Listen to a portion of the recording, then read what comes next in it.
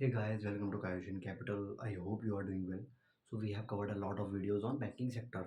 तो last video हमने जो कवर करी थी वो थी SBLC।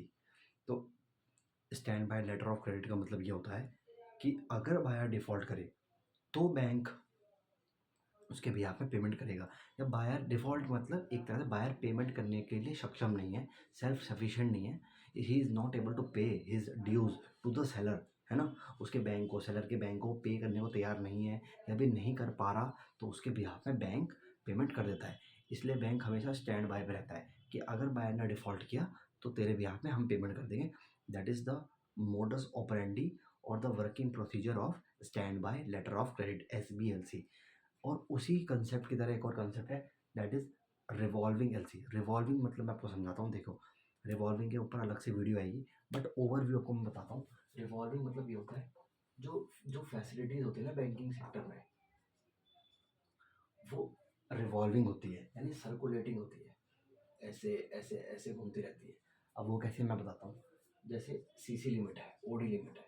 सीसी लिमिट मान लो, कैश क्रेडिट लिमिट आपने बैंक से ले ली 100 लाख की, यानी 1 करोड़ की, ठीक है? तो अब ज़रूरी नहीं है आपकी वर्किंग कैपिटल की जो साइकिल फंसी वो फंसी 20 लाख की, तो आप 100 लाख लेके करोगे क्या? 1 करोड़ की अब लिमिट डिसबर्स, या फिर डिसबर्स मतलब बैंक आपको पैसा देगा ही क्यों इतना?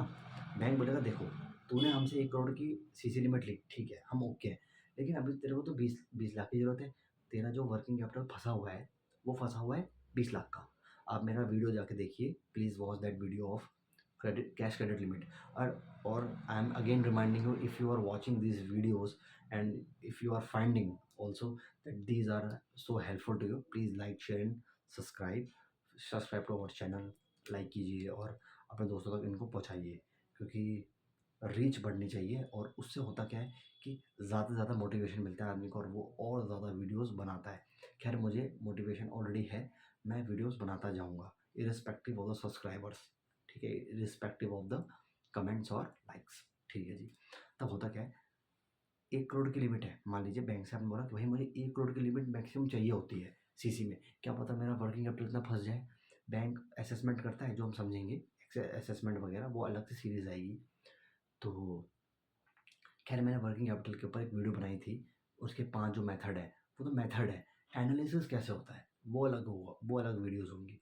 तो होता क्या है, 1 करोड़ की लिमिट है, 1 करोड़ में से जो आपका 20 लाख का लिमिट अब अभी वो ले रहा है, इसमें से अभी उसको 20 लाख की जरूरत है, तो 20 लाख उसने ड्रॉ कर दिए with withdrawn from bank account, यानी सीसी अकाउंट। सीसी अकाउंट से उसने 20 लाख रुपए निकाल दिया। अब इस इन जो लोन्स होते हैं रिवॉल्विंग फैसिलिटी, इनकी बड़ी खास बात होती है कि जो इसमें इंटरेस्ट होता है, जो इसमें इंटरेस्ट होता है वो ओवरड्रॉन अमाउंट पे ही लगता है। ओवरड्रॉन ओवरड्रॉन अमाउंट पे ही लगता है। ओवरड्रॉन मतलब ओवरड्रॉन या विदड्रॉन अमाउंट जो भी है, तो 20 लाख आपने लिया तो इसी पे इंटरेस्ट लगेगा, खत्म। टर्म लोन में क्या होता है, टर्म लोन में आपने 1 करोड़ का लोन लिया, थोड़ा डिसबर्स, तो पूरे में EMI सेट। इसमें ये कौन सी रिवॉल्विंग फैसिलिटी है? हालांकि अ, हम अलग से डिस्कस करेंगे रिवॉल्विंग क्या होती है, नॉन रिवॉल्विंग क्या होती है। अभी मैंने आपको ओवरव्यू दे दिया कि जितना आप पैसा निकालोगे, जितना आप पैसा निकालोगे उसी पर आपको इंटरेस्ट पे करना होगा, जैसे सीसी लिमिट में होता है, ओडी लिमिट में होता है, और छोटे मोटे ट्रेड फिनेंस में होता है, एलसी में होता है, ठीक है? तो अब वही एलसी आ गई है, आपकी रिवॉल्विंग एलसी। इसमें होता क्या है, देखिए, ये सेलर है, ये बायर है। अब सेलर और बायर का कंटिन्यूस शिपमेंट है, एक कॉन्टिन्यूस शिपमेंट फॉर 12 मंथ्स।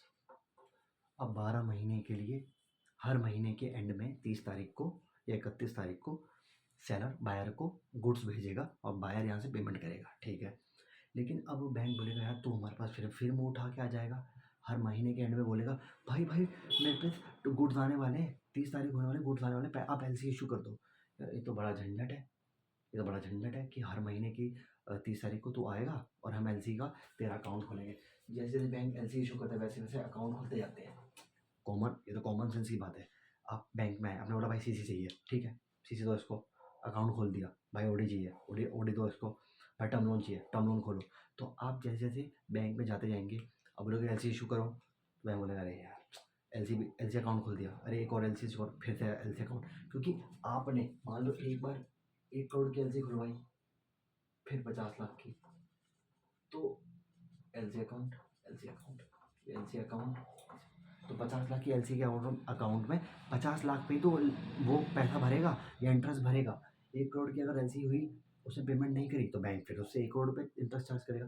यानी अलग अलग अकाउंट खुलने पड़ेंगे। उससे क्या होगा, बैंक के एडमिन कॉस्ट खराब होगी, एडमिन चार्ज बढ़ते जाएंगे और मैनेजमेंट एक्सपेंस बढ़ते जाएंगे। अरे यार, हर बार हमें एलसी अकाउंट खोलना पड़ रहा है, ये तो बहुत ज़्यादा अकाउंट खुल जाएंगे बैंक में, इतना मैनेजेबल नहीं हो पाता। एडमिन कॉस्ट बढ़ती है बैंक की, और पता पेपर वर्क बढ़ता है, पेपर वर्क पेपर वर्क भी बढ़ता है। अब देखिए पेपर वर्क कैसे बढ़ेगा, देखिए आपने बैंक से एलसी इशू करवाई, बैंक बोलेगा अच्छा इस एलसी का डॉक्यूमेंट कौन साइन करेगा, तू करेगा ना, कर, डॉक्यूमेंट साइन करे। फिर वो अगले महीना गया, अबे अब इसके लिए कौन साइन करेगा, कर, तो फिर दोबारा साइन करेगा। तो हर एलसी के लिए वो हर बार डॉक्यूमेंट साइन करेगा। तो इस झंझट से बचने के लिए एक कंसेप्ट आया रिवॉल्विंग एलसी का, यानी एक ही बारे में जो सेलर और बायर है, बायर ने बोला कि हर 30 महीने सॉरी 30वें दिन पे मेरी शिपमेंट आएगी, मेरी शिपमेंट बाहर से आएगी, और वो कंटिन्यू रहेगी पिछले 12 महीने तक, पिछले सॉरी अगले 12 महीने तक मेरी शिपमेंट रहेगी, अगले 24 महीने तक। तो बैंक बोलेगा देख भाई सुन सुन, तेरे बिहाफ में हम एक एलसी इशू कर देते हैं, that is revolving LC, R L C issue कर देते हैं, simple R L C issue करते हैं। एक काम करेंगे, इसकी जो एक्सपायरी होगी वो होगी 24 महीने, 24 मंथ्स। क्यों? क्योंकि अगले 24 महीने तक तो हर महीने तक हर महीने उसकी शिपमेंट आएगी, जैसे शिपमेंट आएगी हम पेमेंट करेंगे, जैसे शिपमेंट आएगी हम पेमेंट करेंगे। तो हर बार उस पेमेंट के लिए हमें एलसी इशू करने की जरूरत नहीं है, तो एडमिन कॉस्ट बच गई। तो अब मैं आपको समझाता हूँ उसका कंसेप्ट, लास्ट बचा है। हर वीडियो मैंने आपको बताया था छोटे छोटे वीडियो हैं, 8-10 मिनट के वीडियो रहेंगे आपके। तो होता क्या है देखिए, मैं बताता हूँ। ये सेलर है, ये बायर है, 1 लाख, एक उसने बोला कि मैक्सिमम में 1 लाख की गुड्स जो है सेलर से मंगाऊंगा, ठीक है। बैंक ने 1 लाख की एलसी 1 लाख की आर एल सी इशू कर दी अगले 24 मंथ तक, ठीक है।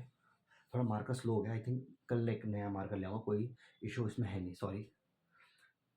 अभी तो चल रहा था यार, चलो कोई बात नहीं। तो अगले 24 महीने के लिए भाई मैक्सिमम तो जो मंगा पाएगा वो है 1 लाख के गुड्स मंगा पाएगा, ठीक है। तो पहला मंथ आया, यानी जनवरी आया, सेलर ने 80 हज़ार के गुड्स दे दिए, तो बैंक ने पेमेंट कर दी सेलर को। फिर दूसरे मंथ 60 हज़ार, फिर बैंक ने पेमेंट कर दी। यानी जैसी शिपमेंट आई बैंक ने पेमेंट करी, जैसी शिपमेंट आई बैंक ने पेमेंट करी। तो अब शिपमेंट मैंने आपको समझाया था, जैसे ही सेलर शिपमेंट का जो प्रूफ है, इनवॉइस, इंश्योरेंस की कॉपी, एलसी की कॉपी, बिल्स ऑफ लेडिंग, है ना, वो अपने बैंक में, एडवाइजिंग बैंक में, है ना, when the seller is submitted, और whether the seller is submitting the documents to his bank, that is called as advising bank.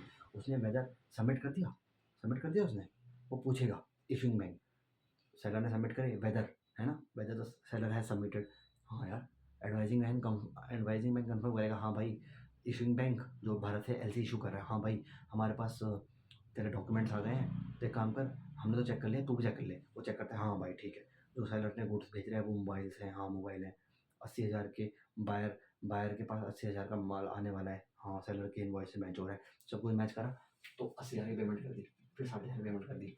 यानी बायर के बिहाफ पे यहाँ पर जो है बैंक, उसका बैंक जो है इशूइंग बैंक, वो पेमेंट कर रहा है सेलर की बैंक को। यानी जो इशूइंग बैंक है आईबी, वो एबी को, एडवाइजिंग बैंक को पेमेंट कर रहा है। जैसे ही उसने शिपमेंट डॉकयार्ड में पहुंचाई, यहाँ से पेमेंट, तो 80 हज़ार जैसे पहुंचे, तो ये कैंसिल, यानी रिप्लेनिश हो रही है,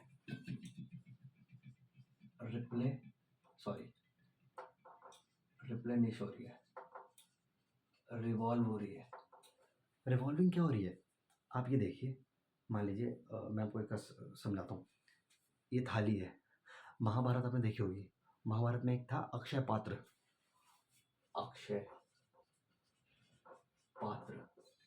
अक्षय पात्र, पात्र होता है खाने के लिए। तो अब whether is a mythology, history, उसमें हमें घुसना नहीं है भाई, उस वो टॉपिक हमारा है नहीं। अक्षय पात्र में क्या होता था, खाना डाला, खाया, उसमें उसमें जो खाना खाता था उसकी भूख तुरंत मिट जाती थी, क्योंकि उसमें खाना अपने आप बनता था, यानी कि निकाला फिर बन गया, फिर निकाला फिर बन गया। उसी तरह ये अक्षय पात्र है। ये स्क्रिप्ट मैंने बनाई नहीं थी, मेरे दिमाग में अचानक से आया कि हाँ ये वही कंसेप्ट है। यानी आपने यहाँ से पेमेंट रिलीज़ करी, फिर शिपमेंट आई, फिर पेमेंट रिलीज़ करी, फिर शिपमेंट आई, तो आपको बार बार एलसी खोलने की जो झंझट है उससे आप खत्म। तो ये है पूरा कंसेप्ट रिवॉल्विंग एलसी का।